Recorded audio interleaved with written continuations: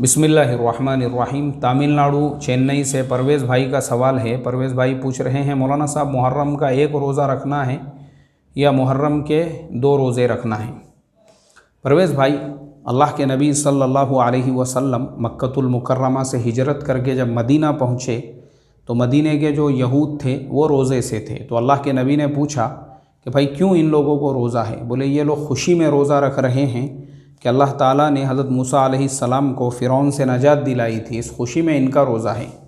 तो अल्लाह के नबी ने फरमाया, हम इनसे ज़्यादा इस बात के हक़दार है कि 10 मुहर्रम का हम रोज़ा रखें, लेकिन इनकी मुखालिफत में हमें 9 या फिर 9 के अलावा जो है 9-10 का या फिर 10-11 ऐसे हमको जो है 2 रोज़े रखना है।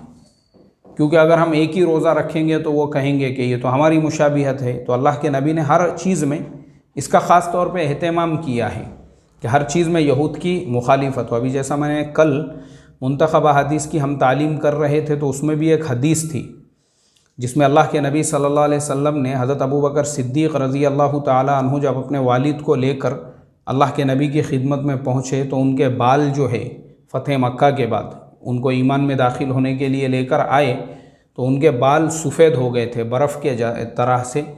तो अरबी में जुमला था वो लिखा हुआ सगामा के दरख्त की तरह से, यानी पूरे बर्फ़ की तरह से। तो अल्लाह के नबी ने उनसे भी फरमाया कि अपने बालों को मेहंदी लगाकर कलर किया करो, ये बिल्कुल वाइट मत रखो। क्यों कहा ऐसा?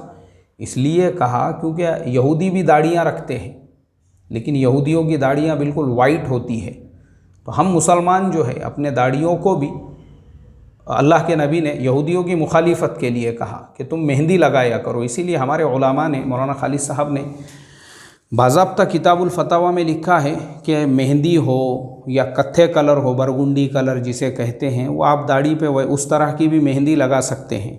खाली काली जो मेहंदी है उससे मना किया गया है, क्योंकि अल्लाह ताला काली मेहंदी लगाने वाले के लिए लानत फरमाई गई है और उसके चेहरे को नहीं देखेंगे।